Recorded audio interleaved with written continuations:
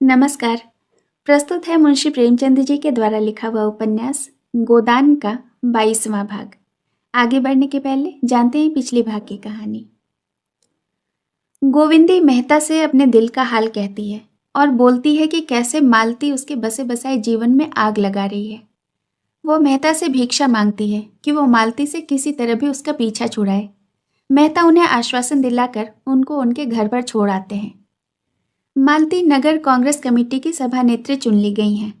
गोबर को मिर्जा खुर्शीद के यहाँ रहते साल भर हो गया है। अब वह सीधा साधा ग्रामीण युवक नहीं, उसने बहुत कुछ दुनिया देख ली और सारा संसार का रंग ढंग समझने लगा। पर वह मूल रूप से अब भी देहाती है, मेहनती, हिम्मती और किफ़ायती। वह मिर्जा जी की नौकरी छोड़ देता है और एक दुकान चलाता है। कुछ 2.5-3 रुपये महीने वह कमा लेता है और थोड़े ही समय में उसने अपना एक स्थान भी बना लिया है और अब झुनिया को अपने साथ रखने की बात सोच रहा है। वो मिर्जा के दिए हुए मकान में ही रहता है, पर न कभी मिर्जा ने उससे किराया मांगा और न ही कभी उसने दिया। गोबर को लगता है कि अब उसे झुनिया को ले आना चाहिए। वो घर के सभी सदस्यों के लिए उपहार खरीद कर घर की ओर झुनिया को लाने चल पड़ता है। अब सुनते हैं आगे की कहानी। फागुन अपनी झोली में नवजीवन की विभूति लेकर आ पहुंचा था। आम के पेड़ दोनों हाथों से बौर के सुगंध बांट रहे थे और कोयल आम की डालियों में छिपी हुई संगीत का गुप्तदान कर रही थी। गांव में ऊख की बुआई लग गई थी। अभी धूप नहीं निकली, पर होरी खेत में पहुंच गया है। धनिया, सोना, रूपा तीनों तलैया से ऊख के भींगे हुए गट्टे निकाल निकाल कर खेत में ला रही है और होरी गड़ासे से ऊख के टुकड़े कर रहा है। अब वह दाता दिन की मजदूरी करने लगा है। किसान नहीं, मजदूर है। दाता दिन से अब उसका पुरोहित और जजमान का नाता नहीं है, मालिक और मजदूर का नाता है। दाता दिन ने आकर डांटा, हाथ और फुर्ती से चलाओ होरी, इस तरह तो तुम दिन भर न काट सकोगे। होरी ने आहत अभिमान के साथ कहा, चला ही तो रहा हूं महाजन, बैठा तो नहीं हूं। दाता दिन मजूरों से रगड़ कर काम लेते थे, इसलिए उनके यहाँ कोई मजदूर टिकता न था। होरी उसका स्वभाव जानता था, पर जाता कहाँ।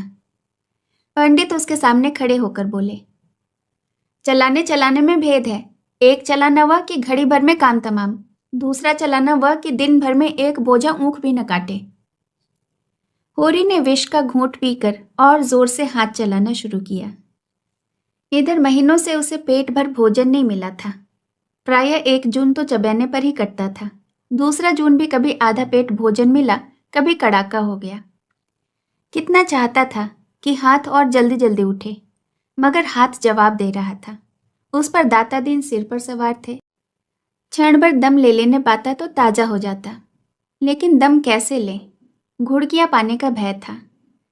धनिया और तीनों लड़कियां ऊख के गट्टे लिए गीले साड़ियों से लथपथ कीचड़ में सनी हुई आई और गट्टे पटक कर दम मारने लगी कि दाता दिन ने डांट बताई, यहाँ क्या तमाशा देखती है धनिया, जा अपना काम कर, पैसे सेंत में नहीं आते।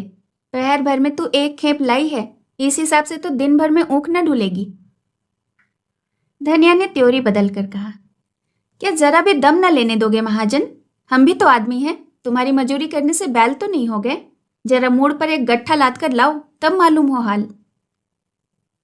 दाता दिन बिगड़ उठे, पैसे देने हैं काम करने के लिए, दम मारने के लिए नहीं। दम मार लेना है तो घर जाकर दम मारो। धनिया कुछ कहने ही जा रही थी कि होरी ने फटकार बताई, तू जाती क्यों नहीं धनिया, क्यों बेकार हुज्जत करती है। धनिया ने बीड़ा उठाते हुए कहा, जा तो रही हूं, लेकिन चलते हुए बैल को औगी न देना चाहिए। दाता दिन ने लाल लाल आंखें निकाल ली, जान पड़ता है अभी भी मिजाज नहीं ठंडा हुआ, जब ही दाने दाने को मोहताज हो। धनिया भला क्यों कर चुप रहने लगी थी, तो तुम्हारे द्वार पर भीख तो नहीं मांगने जाते। दाता दिन ने पैने स्वर में कहा, अगर यही हाल रहा तो भीख भी मांगोगी। धनिया के पास जवाब तैयार था, पर सोना उसे खींचकर तलैया की ओर ले गई, नहीं बात बढ़ जाती, लेकिन आवाज की पहुंच के बाहर जाकर दिल की जलन निकली। भीख मांगो तुम, जो भिखमंगे की जात हो, हम तो मजूर ठहरे, जहां काम करेंगे वहीं 4 पैसे मिलेंगे। सोना ने उसका तिरस्कार किया, जाने भी दो अम्मा, तुम भी समय नहीं देखती, बात बात पर लड़ने बैठ जाती हो। होरी उन्मत्त की भांति सिर के ऊपर गड़ासा उठा उठा के ऊँख के टुकड़े के ढेर करता जा रहा था। उसके भीतर जैसे आग लगी हुई थी। उसमें अलौकिक शक्ति आ गई थी। उसमें जो पीढ़ियों का संचित पानी था वह इस समय जैसे भाप बनकर उसे यंत्र किसी अंध शक्ति प्रदान कर रहा था। उसकी आंखों में अंधेरा छाने लगा। सिर में फिरकी सी चल रही थी। फिर भी उसके हाथ यंत्र की गति से बिना थके बिना रुके उठ रहे थे। उसकी देह से पसीने की धारा निकल रही थी। मुंह से फिचकोर छूट रहा था। सिर में धम धम का शब्द हो रहा था, पर उस पर जैसे कोई भूत सवार हो गया हो। सहसा उसकी आंखों में निविड़ अंधकार छा गया। मालूम हुआ वह जमीन में धंसता जा रहा है। उसने संभलने की चेष्टा से शून्य में हाथ फैला दिए और अचेत हो गया। गड़ासा हाथ से छूट गया और वह औंधे मुंह जमीन पर गिर पड़ा। उसी वक्त धनिया ऊँख का गट्टा लिए हुए आई। देखा तो कई आदमी होरी को घेरे खड़े हैं। एक हलवाहा दाता दीन से कह रहा था, मालिक तुम्हें ऐसी बात न कहनी चाहिए जो आदमी को लग जाए। पानी मरते मरते ही तो मरेगा। धनिया ऊँख का गट्टा पटक कर पागलों की तरह दौड़ती हुई होरी के पास गई और उसका सिर अपने जांघ पर रखकर विलाप करने लगी। तुम मुझे छोड़कर कहाँ जाते हो? अरे सोना, दौड़कर पानी तो ला। जाकर शोभा से कह दे दादा बेहाल हैं। हाय भगवान, अब मैं कहाँ जाऊं? अब किसकी होकर रहूंगी? कौन मुझे धनिया कहकर पुकारेगा? लाला पट्टेश्वरी भागे हुए आए और स्नेह भरी कठोरता से बोले, क्या करती है धनिया? होश संभाल। होरी को कुछ नहीं हुआ, गर्मी से अचेत हो गया है, अभी होश में आ जाता है। दिल कितना कच्चा करोगी तो काम कैसे चलेगा? धनिया ने पट्टेश्वरी के पांव पकड़ लिए और रोती हुई बोली, क्या करूं लाला, जी नहीं मानता। भगवान ने सब कुछ हर लिया, मैं सब्र कर गई, अब सब्र नहीं होता। हाय रे मेरा हीरा। सोना पानी लाई। पट्टेश्वरी ने होरी के मुंह पर छींटे मारे। कई आदमी अपनी अपनी अंगूठियों से हवा कर रहे थे। होरी की देह ठंडी पड़ गई थी। पट्टेश्वरी को भी चिंता हुई, पर धनिया को वह बराबर साहस देते जाते थे। धनिया अधीर होकर बोली, ऐसा कभी नहीं हुआ था लाला, कभी नहीं। पट्टेश्वरी ने पूछा, रात कुछ खाया था? धनिया बोली, हाँ, रोटियां पकाई थी, लेकिन आजकल हमारे ऊपर जो बीत रही है वह क्या तुमसे छिपा है? महीने भर से पेट को रोटी नहीं नसीब हुई। कितना समझाती हूँ, जान रख कर काम करो, लेकिन आराम तो हमारे भाग में ही नहीं लिखा है। सहसा होरी ने आंखें खोल दी और उड़ती हुई नजरों से इधर उधर ताका। धनिया जैसे जी उठी, वेवल होकर उसके गले से लिपट कर बोली, अब कैसा जी है तुम्हारा? मेरे तो प्राण नसों में समा गए थे। होरी ने कातर स्वर में कहा, अच्छा हूं, न जाने कैसा जी हो गया था। धनिया ने स्नेह में डूबी हुई भर्त्सना से कहा, देह में तो दम नहीं है, काम करते हो जान देकर। लड़कों का भाग था, नहीं तो तुम तो ले ही डूबे थे। पट्टेश्वरी ने हंसकर कहा, धनिया तो रो पीट रही थी। होरी ने आतुरता से पूछा, सचमुच तो रोती थी धनिया? धनिया ने पट्टेश्वरी को पीछे ढकेल कर कहा, इन्हें बकने दो, पूछो यह क्यों कागज छोड़कर घर से दौड़े आए थे? पट्टेश्वरी ने चिढ़ाया, तुम्हें हीरा हीरा कहकर रोती थी, अब लाज के मारे मुकराती है, छाती पीट रही थी। होरी ने धनिया को सजल नेत्रों से देखा, पगली है क्या? अब ना जाने कौन सा सुख देखने के लिए मुझे जिलाए रखना चाहती है। दो आदमी होरी को टिकाकर घर ले गए और चारपाई पर लिटा दिया। दाता दीन तो कुढ़ रहे थे कि बुआई में देर हुई जाती है, पर माता दीन इतना निर्दयी न था। दौड़कर घर से गर्म दूध ले आया और शीशी में गुलाब जल भी लेता आया। दूध पीकर होरी में जैसे जान आ गई। उसी वक्त गोबर एक मजदूर के सिर पर अपना सामान लादे आता दिखाई दिया। गांव के कुत्ते पहले तो भौंकते हुए उसकी तरफ दौड़े, फिर दुम हिलाने लगे।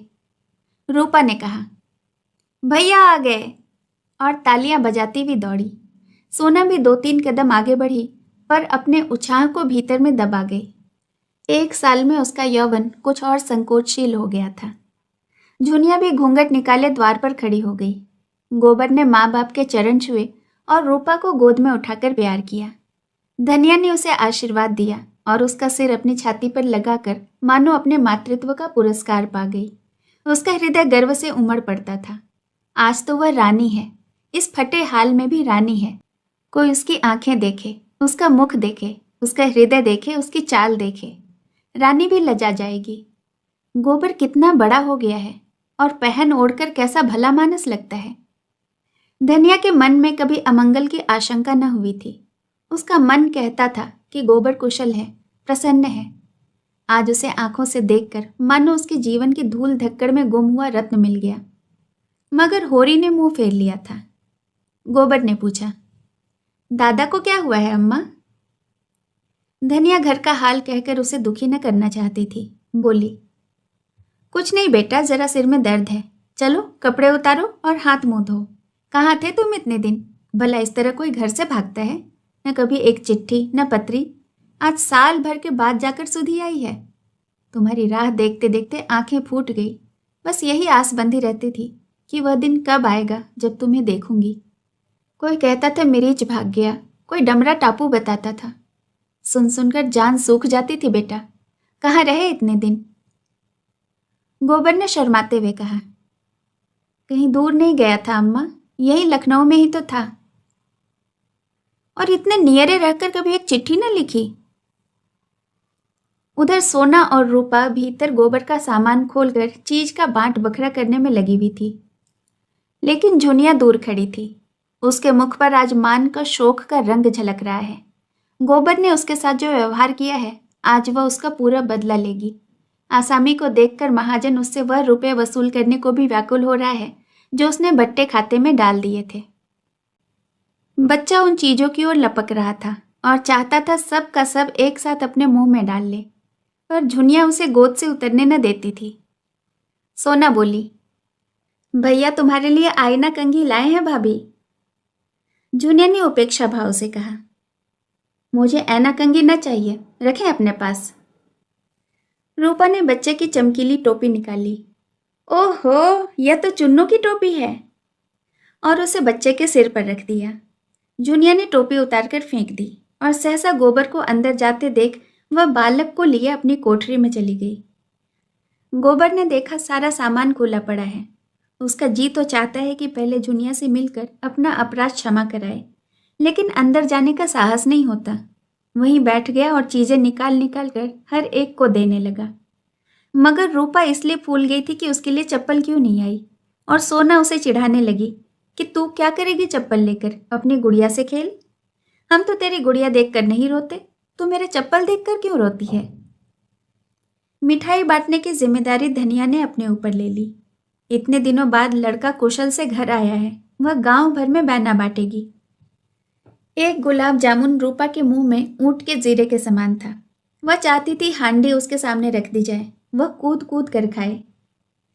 अब संदूक खुला, उसमें से साड़ियां निकलने लगी।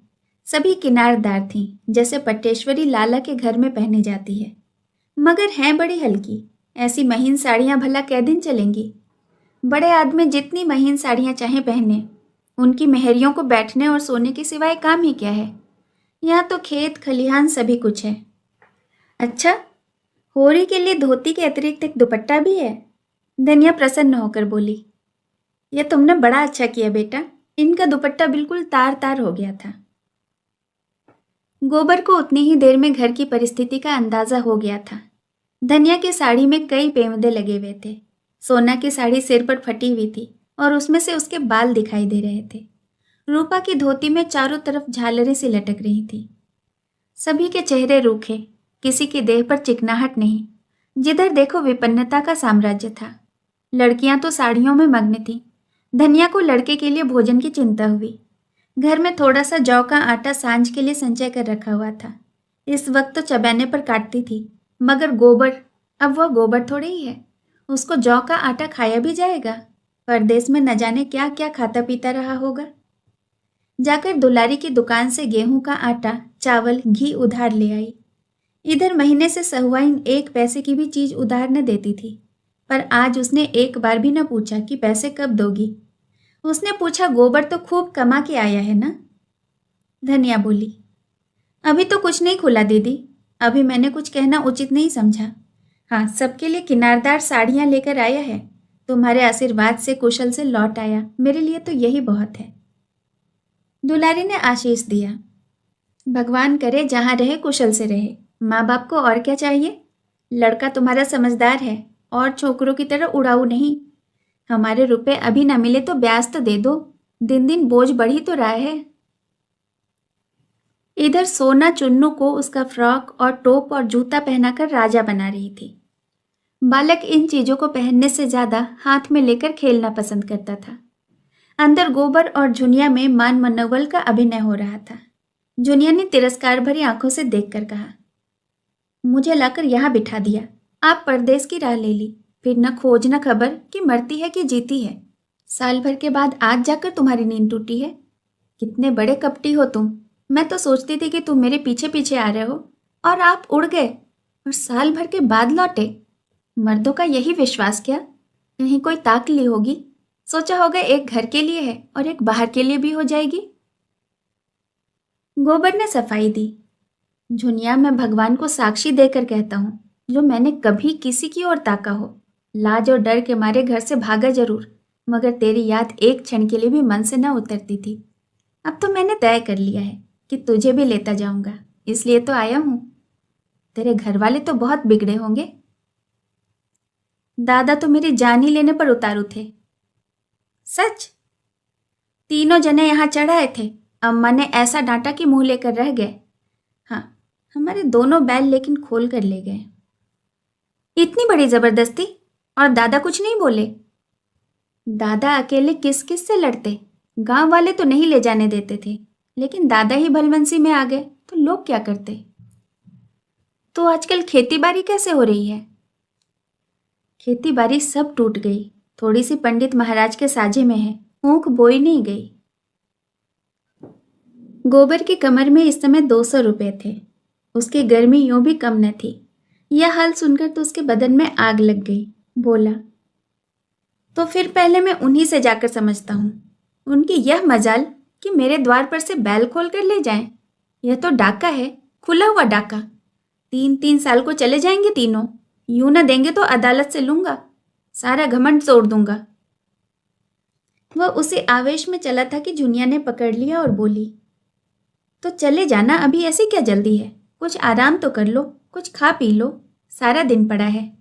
यहाँ भी बड़ी बड़ी पंचायत हुई। पंचायत ने 80 रुपए डांड लगाए, 3 मन अनाज ऊपर से। उसी में तो सारी तबाही आ गई। सोना बालक को कपड़े जूते पहना कर लाई। कपड़े पहनकर वह सचमुच जैसे राजा हो गया था। गोबर ने उसे गोद में ले लिया, पर इस समय बालक के प्यार में उसे आनंद न आया। उसका रक्त खौल रहा था और कमर के रुपए आंच और तेज कर रहे थे। वह एक एक से समझेगा। पंचों को उस पर डांड लगाने का क्या अधिकार है? कौन होता है कोई उसके बीच में बोलने वाला? उसने एक औरत रख ली तो पंचों के बाप का क्या बिगड़ा? अगर इसी बात पर वह फौजदारी में दावा कर दे तो इन लोगों के हाथ में हथकड़ियां पड़ जाएं। सारी घर गृहस्थी तहस नहस हो जाएगी। क्या समझ लिया है इन लोगों ने? बच्चा उसकी गोद में जरा सा मुस्कुराया, फिर जोर से चीख उठा जैसे कोई डरावनी चीज देख ली हो। जूनिया ने बच्चे को उसकी गोद से ले लिया और बोली, अब जाकर नहा धो लो। किस सोच में पड़ गए? यहाँ सबसे लड़ने लगो तो एक दिन भी निबाह न हो। जिसके पास पैसे हैं वही बड़ा आदमी है, वही भला आदमी है। पैसे न हो तो उस पर सभी रोब ही जमाते हैं। मेरा गधापन था कि मैं घर से भागा। नहीं देखता कैसे कोई ढेला भी डांड लेता। शहर की हवा खाकर आए हो तभी ये सब बातें सूझने लगी हैं। नहीं घर से भागते क्यों? जी तो यही चाहता है कि लाठी उठाऊं और पट्टेश्वरी, दाता दीन, झिंगुरी सब सालों को पीट कर गिरा दूं और उनके पेट से रुपए निकाल लूं। रुपए की बहुत गर्मी चढ़ी है शायद। लाओ निकालो, देखो इतने दिन में क्या कमा कर लाए हो। उसने गोबर की कमर में हाथ लगाया। गोबर खड़ा हो गया। अभी क्या कमाया? हाँ, जब तुम चलोगी तब कमाऊंगा। साल भर में तो शहर का रंग ढंग पहचानने लग गया। अम्मा जाने देंगी तब तो? अम्मा क्यों न जाने देंगी? उनसे मतलब? वाह, मैं उनकी राजी के बिना न जाऊंगी। तुम तो छोड़कर चलते बने। मेरा कौन था यहाँ? अगर वह घर में न घुसने देती तो मैं कहाँ जाती? जब तक जीऊंगी उनका जस गाऊंगी। और तुम भी क्या परदेश करते रहोगे? और यहाँ बैठकर क्या करूँगा? कमाओ और मरो, इसके सिवा यहाँ क्या रखा है? थोड़ी सी अकल हो और आदमी काम करने से न डरे तो वहाँ भूखों नहीं मर सकता। यहाँ तो अकल कुछ काम ही नहीं करती। अच्छा, दादा मुझसे क्यों मुंह फुलाए हुए हैं? अपने भाग बखानों की सिर्फ मुंह फुलाकर छोड़े देते हैं। तुमने उपद्रव तो इतना बड़ा किया था कि उस क्रोध में पा जाते तो तुम्हारा मुंह लाल कर देते।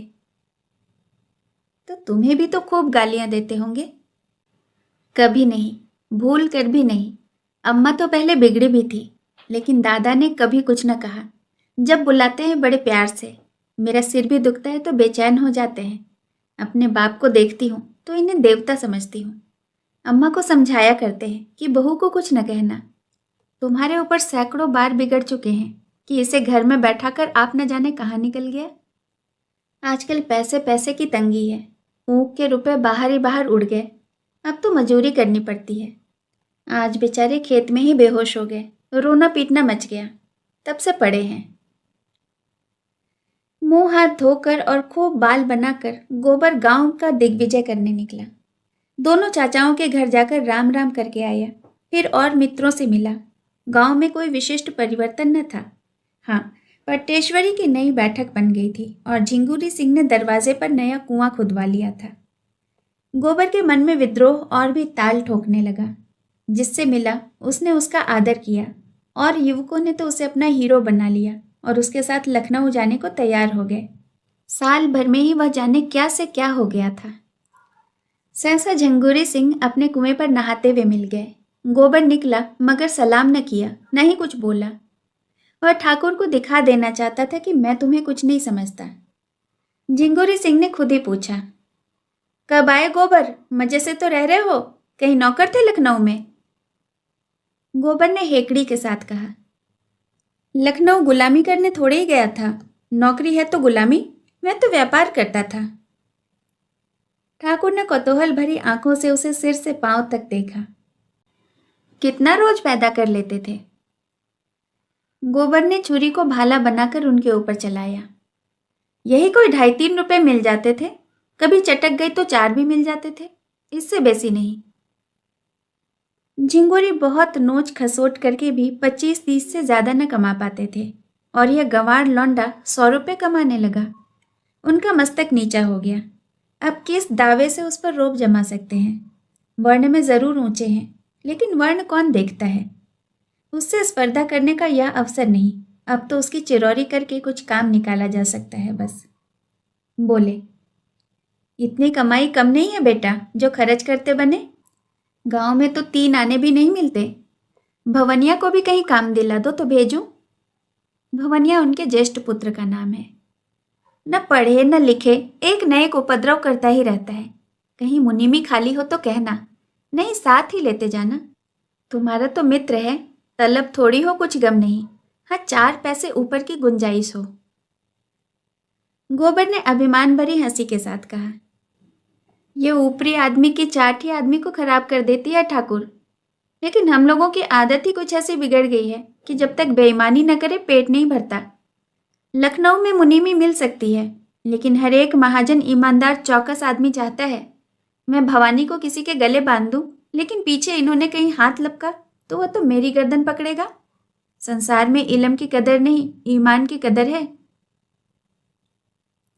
यह तमाचा लगाकर गोबर आगे निकल गया। झिंगुरी मन में ऐंठ कर रह गए। लौंडा कितनी घमंड की बातें करता है, मानो धर्म का तो अवतार ही हो।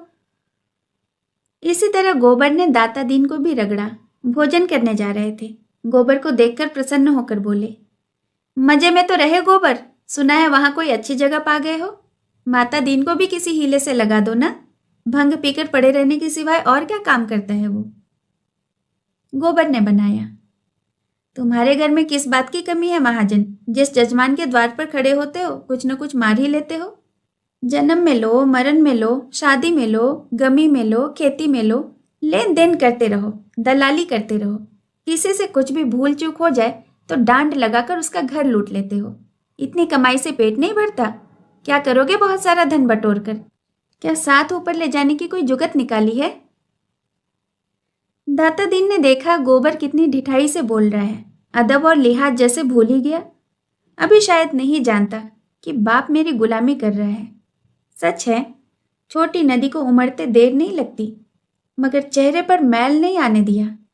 जैसे बड़े लोग बालकों से मूछें उखड़वा कर भी हंसते हैं। उन्होंने भी इस फटकार को हंसी में लिया और विनोद भाव से बोले, लखनऊ की हवा में तू बड़ा चंट हो गया है गोबर। ला, क्या कमा के लाया है, निकाल कुछ। सच कहता हूँ गोबर, तुम्हारी याद बहुत आती थी। अभी तो रहोगे ना कुछ दिन? हाँ, अभी तो रहूंगा कुछ दिन। उन पंचों पर दावा करना है जिन्होंने डांड के बहाने मेरे 150 रुपये हजम कर लिए। देखो कौन मेरा हुक्का पानी बंद कर देता है और कैसे मुझे बिरादरी की जात से बाहर करता है। यह धमकी देकर वह आगे बढ़ा। उसकी हेकड़ी ने उसके युवक भक्तों में रौब डाल दिया। एक ने कहा, कर दो नालिश गोबर भैया, बुढ़ा काला सांप है जिसके काटे मंतर नहीं है। तुमने अच्छी डांट बताई, पटवारी के कान में भी जरा गरमा दो। बड़ा मुतफन्नी है दादा, बाप बेटे में आग लगा दे, भाई भाई में आग लगा दे, कारिंदे से मिलकर आसामियों का गला काटता है। अपने खेत पीछे जोतो, पहले उसके खेत जोतो। अपनी सिंचाई पीछे करो, उसकी सिंचाई पहले करो। गोबर ने मूंछों पर ताव देकर कहा, मुझसे क्या कहते हो भाई, साल भर में भूल थोड़ी ही गया। यहाँ मुझे रहना ही नहीं है, नहीं एक एक को नचा कर छोड़ता। आपकी होली खूब धूमधाम से मनाओ और होली का स्वांग बनाकर इन सबों को खूब भीगो भीगो कर लगाओ। होली का प्रोग्राम बनने लगा। खूब भंग गुटे, दूधिया भी, नमकीन भी और रंगों के साथ कालिख भी बने और मुखियों के मुंह पर कालिख पोती जाएगी। होली में कोई क्या बोल सकता है। फिर स्वांग निकले और पंचों की भद उड़ाई जाए।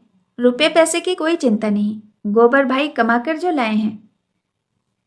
भोजन करके गोबर भोला से मिलने चला। जब तक अपनी जोड़ी लाकर अपने द्वार पर न बांध दे उसे चैन नहीं। वह लड़ने मरने को तैयार था। होरी ने कातर स्वर में कहा, राड मत बढ़ाओ बेटा, भोला गोई ले गए, भगवान उनका भला करे, लेकिन उनके रुपए तो आते ही थे। गोबर ने उत्तेजित होकर कहा, दादा तुम बीच में न बोलो। उनकी गाय 25 की थी, हमारी गोई 150 में आई थी। 3 साल हमने जोती, फिर भी 100 की थी। अब वह अपने रुपये का दावा करते, डिग्री कराते, चाहे जो कराते, हमारे द्वार से जोड़ी क्यों खोल कर ले गए। और तुम्हें क्या कहूँ, इधर गोई खोई, उधर 150 रुपये डांड भी भरे। यह है गऊ होने का फल। मेरे सामने जोड़ी खोल कर ले जाते तो देखता, तीनों को यहाँ जमीन पर सुला देता और पंचों से तो बात तक न करता। देखता मुझे कौन बिरादरी से अलग करता है। लेकिन तुम बैठे ताकते रहे। होरी ने अपराधी की भांति सिर झुका लिया, लेकिन धनिया यह अनित कैसे देख सकती थी। बोली, बेटा तुम भी अंधेर करते हो। हुक्का पानी बंद हो जाता तो गांव में निर्वाह होता। जवान लड़की बैठी है, उसको भी कहीं ठिकाना लगाना है कि नहीं। मरने जीने में आदमी बिरादरी। गोबर ने बात काटते हुए कहा, हुक्का पानी सब तो था, बिरादरी में आदर भी था। फिर मेरा ब्याह क्यों नहीं हुआ बोलो? इसलिए कि घर में रोटी न थी। रुपए हों तो न हुक्का पानी का काम है न जात बिरादरी का। रुपए पैसे हैं तो हुक्का पानी को कोई नहीं पूछता। धनिया ने बच्चे का रोना सुना तो भीतर चली गई और गोबर भी घर से निकल गया। होरी सोच में बैठा था। लड़के की अकल जैसे खुल गई है, कैसी बेलाग बातें करता है। उसी वक्त बुद्धि ने होरी के धर्म और नीति को परास्त कर दिया था। सहसा होरी ने उससे पूछा, मैं भी चला चलूं? मैं लड़ाई करने नहीं जा रहा हूं दादा, डरो मत। मेरी ओर कानून है, मैं क्यों लड़ाई करने लगा। तो मैं भी चलूं तो कोई हरज है? हाँ, बड़ा हरज है, तुम बनी बात बिगाड़ दोगे। होरी चुप हो गया। गोबर चल दिया। शेष कहानी अगले भाग में। कहानी सुनने के लिए बहुत बहुत धन्यवाद।